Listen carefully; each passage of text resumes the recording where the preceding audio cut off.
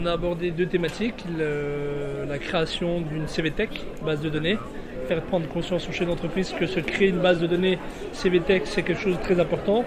Et la deuxième, c'est de pouvoir bien intégrer ses collaborateurs. Donc là, on a abordé plutôt des outils innovants comme le programme d'intégration. Les conseils que j'ai donnés ce matin, c'est le patrimoine de l'entreprise, c'est deux choses, c'est le portefeuille client et les salariés. Donc si j'inscris mon entreprise dans la création d'une CVTech, c'est que je préserve mon patrimoine. Et CVTech, ça veut dire quoi?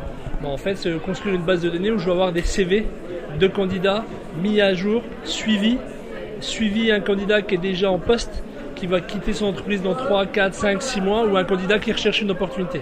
Alors c'est pour les petites entreprises qui n'ont pas forcément des RH.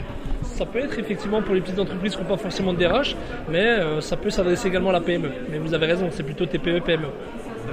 Alors pour la deuxième partie, c'était un autre domaine.